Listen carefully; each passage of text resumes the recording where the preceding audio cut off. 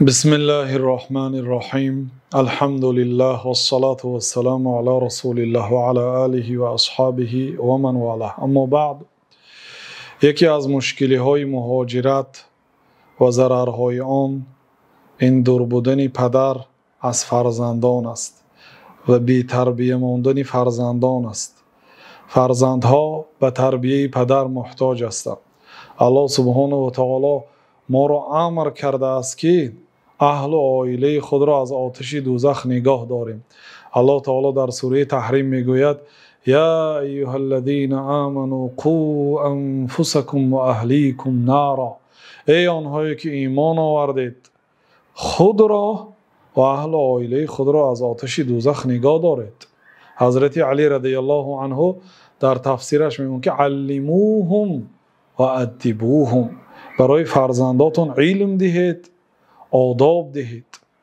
یعنی بر ذمه پدر، بر ذمه مادر فرض است که فرزندان خود را در بر خود گرفته تعلیم دهند.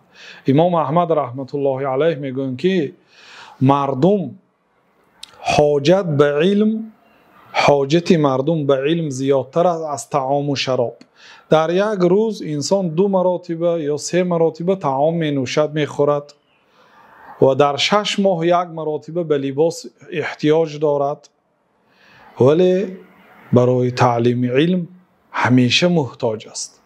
یعنی وظیفه پدر فقط خورانیدن و نوشانیدن و پوشانیدن فرزندان است. وظیفه اساسی پدر تعلیم و تربیه دادن فرزندان است. شما فقط جانب خوراندن و پوشاندن را به نظر نگیرید، جانب تربیه را به رقم اول گذارید. امام بخاری رحمت الله علیه میگن که باب تعلیم رجل اهله و امته. باب درباره تعلیم دادن مرد کنیز و اهل و عائله خود را. یعنی بر ذمه مرد واجب است که اهل و عائله خود را تعلیم دهد. و در صحیح بخاری و مسلم ثابت است، حضرت ابو هریره رضی الله عنه گفتند که جناب رسول الله صلی الله علیه و سلم چنین گفتند: کل مولود یولد علی الفطره فابواه یهودانه او ینصرانه او یمجسانه.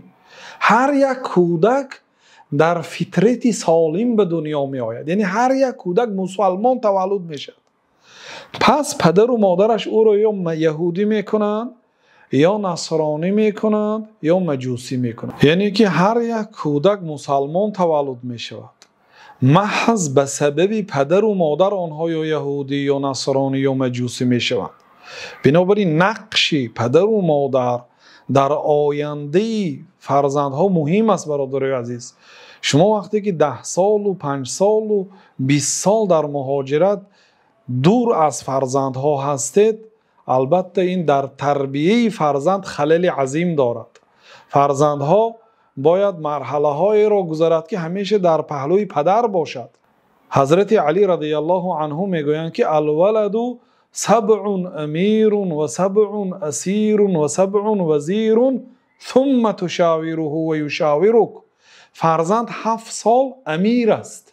7 سال اول تا 7 سالگیش امیر است. هر امری که کرد اجرا میکنید. و 7 اسیر، 7 سال دیگه اسیر است. از 7 سالگی تا 14 سالگی این کار را کن، آن کار را نکن، این کتاب را خوان و کتاب را نخوان، با فلانی معامله کن، با فلانی معامله نکن. اسیری شما است، باید همین گونه تربیه شود.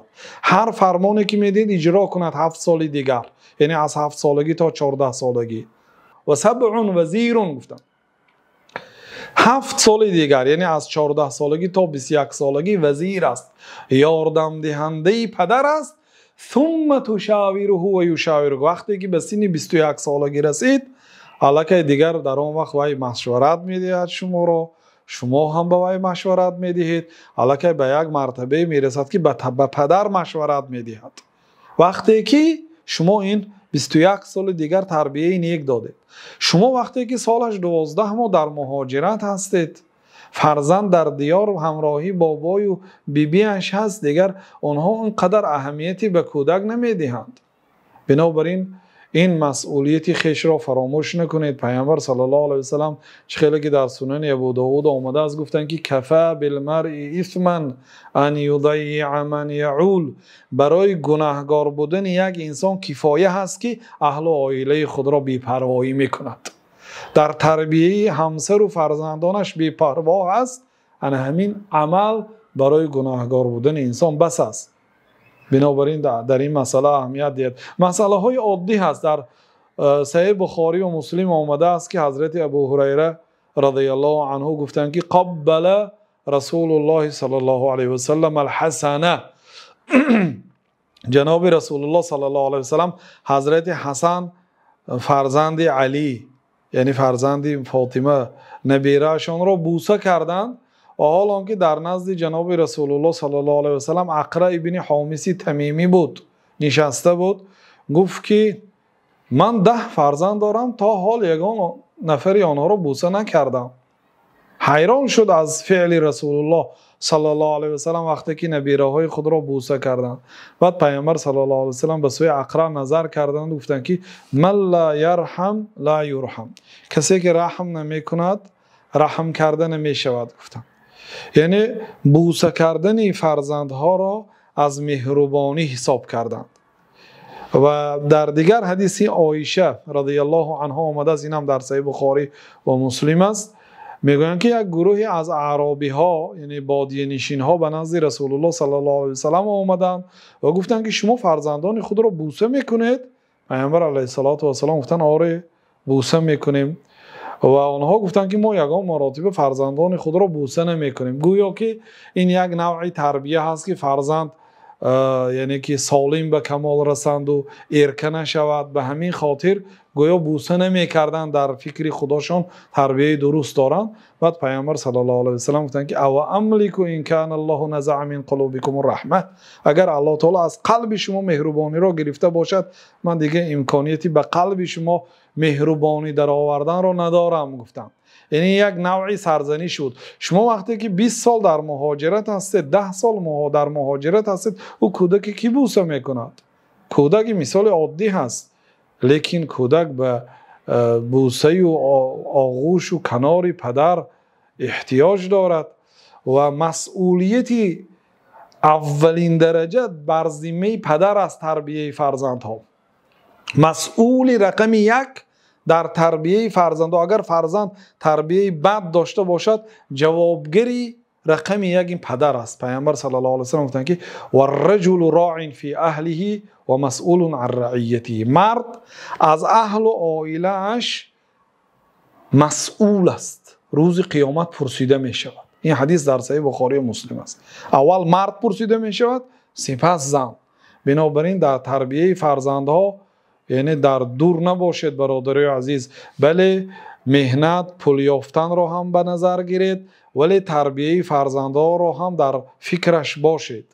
در حدیث عمرو بن شعیب از پدرش از بابایش روایت است که پیامبر صلی الله علیه و سلم میگه مرو ابناءکم بالصلاه و هم ابناء 7، فرزندان خود را به نماز امر کنید حالان که آنها 7 ساله هستند، و ضربوهم علیه و هم ابناء 10، وقتی که 10 ساله شوند و شما را اطاعت نکنه، شما اجازت است که شما آنها را ضرب کنید، یعنی یک ضرب زنید که آنها به نماز برگردند.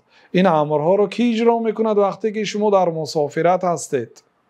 و فرقوا بینهم فی المضاجع، جایگاه های آنها را اگر سنشان به 10 سالگی رسید جدا کنید، یعنی در یک جایگاه با آنها یک جایگاه نمانید، جایگاه این دختر جدا، جایگاه این دختر جدا، اگرچه در یک خانه هست جایگاه هاشون را جدا کنید و پسرها رو در دیگر خانه مانید، دخترها رو در دیگر خانه مانید. اگر امکانیتی جدا کردن دارید در سن 10 سالگی، الکی باید جایگاه های آنها جدا شود. این امرها را شریعت بر ذمه پدر فرمان داده است. شما وقتی که در مهاجرت هستید که این کارها را اجرا میکنند. در دیگر حدیث پیامبر صلی الله علیه و سلم گفتند که یکی شما به تربیه فرزندتان وقتی که مشغول میشوید، این از صدقه هم اجر و ثوابش بزرگتر است. و شکر نعمت فرزند این با اهمیت دادن به تربیه او میشود. الله تعالی برای شما فرزند داده است، شما باید شکر نعمت کنید. یکی از شکر این نعمت این است که اهمیت دادن به تربیه آنها، بی اهمیت نباشه در تربیه فرزندها. عمر ابن عبدالعزیز خلیفه مسلمان های کل دنیا بودن، به یک منطقه امیر یا رئیس نبودن، به تمام مسلمان های دنیا پادشاه بودن. وقتی که شنیدن که فرزندشون یک انگشترینی خریده است به 1000 درهم، اطراف 20,000 سامان میشد. پسری پادشاه انگشترینی قیمت خریده است. بعد مکتوب کردن به فرزندشون، اگر گفتن همین مکتوبی من که به تو رسید، مکتوبی مرا که خواندی، انگشترینت را فروش کن و آن را به مردم محتاج و مسکین ها خیر کنو، بر عوضش یک انگشترین ارزانتر خر و در نقشش انگشترین ها خاتم گفته میشد در لغت عرب، برای آنکه در بالایش ختم داشت. با آن بعد اینکه مکتوب می نوشتن ختم می زدن به مکتوب ها، بنابراین خاتم گفته میشد. در همه انگشترین ارزانتر خرو در نقشش نویسان رحم الله امرأ عرف قدر نفسه، الله رحم کند آن آدمی که قدر خودش دانسته است، نویس کند. این پادشاه به تعلیم و تربیه فرزنداش با وجودی اون که سرکارترین انسان است اهمیت میدادن بزرگان ما. حضرت ابوالاسود دولی به فرزنداشون گفتن که قد احسنت الیکم صغارا و کبارا، من به شما در خردسالیتان هم نیکی کردگی هستم، بعد بزرگسال شدنتان هم نیکی کردگی هستم، و قبل ان تولدوا، پیش از آن که به دنیا تولد شدید من به شما نیکی کردگی هستم. گفتن فرزنداشون گفتن که کیف احسنت الینا قبل ان نولد، چگونه به ما نیکی کردی پیش از آن که به دنیا آمدیم؟ اخترت لکم من الامهات من لا تسبون بها، من برای شما مادرای اختیار کردم که به سبب مادرها تو حقارت کرده نمیشوید. یکی یگان کس نمیگوید که شما تو مادرت فلانی هست، گفته تو را تحقیر نمی کند. بعضی انسان ها مثلا یا مادری صاحب جمال میگیرند، اگرچه رفتار زشت داشت، به خاطر زیباگیش رفتارهای زشتش چشم پوشید، لیکن فکر نکرد که فردا این زن مادری فرزنداش میشد. فرزنداش مردم این بچی فلانی گفته با عیب مادرش ذکر میکنه. حضرت ابوالاسود دولی میگن که من به شما مادر اختیار کردم که هیچ کسی شما را به خاطر اخلاق بدی مادرتان تحقیر نمیکند، یعنی مادری نیک اختیار کردم، اینم از جانبی من برای شما نیکی است. میگن واقعا یکی از علما عبدالله ابن محمد سالم المجلسی وقتی که فرزندش را به سوی علامه معی ابن سعید برای علم نحو گرفتن، برای آموختن زبان عربی فرستانید، به فرزندش و به استادش نصیحت کرد. گفت که لمعی الهمام اللوذعی الالمعی سر واجمعن علومه فی مجمعی و کن الوعاء لما یفوه معی به لا تفلتنک کلمة من فی معی. ای بچه‌ام، گفت من تو رو به سوی علامه معی برای تعلیم علم فرستانیده استادم. هر سخنی که علامه معی تلفظ میکند تو ظرف شو، همه آن سخنها را در آن ظرف جمع آوری کن. لا تفلتنک کلمة من فی معی، از زبان معی یک کلمه را هم نافتان، گفتم یک کلمه را نچکانیده، همه آن علم ها را جمع کرده آی. بعد به سوی علامه معی خطاب کرده گفتن که ولقد بعثت الیکم ریحانة لی فی تشممها المنى ولمن معی، من به سوی شما ریحانه خود را فرستانیدم، یعنی چیزی که من او را در آغوشم گرفته بوی میکنم، یعنی فرزند خود را فرستانیدم که در بوی کردن آن فرزند برای من آرزوها و برای اهل عائله ما آرزوهای ما آینده از این فرزند نتیجه نیک گرفتنی هستیم. گفته به استاد خطاب کردن، یعنی که اهمیت میدادن، فرزندان خود را به نزد علما و به نزد عالم ها می بردن و آنها را پرسیده می ایستادن از احوال شاگردای خود. مادر امام مالک را غسل دادند برایش لباس ها پوشانیدند، سله پوشانیدند، از دستش گرفته به مجلس ربیعه رفتند و گفتند که ای بچم پیش از آن که از علمش میگیری از آدابش گیر. گفته به نزد عالم ها فرزند خود را برده ماندند که فردا به مردم یک امام آماده کردند. بنابراین پدر و مادرها در تربیه فرزندها بی اهمیت نباشید، علل خصوص پدرها تربیه فرزندها را به نظر خود گیرید.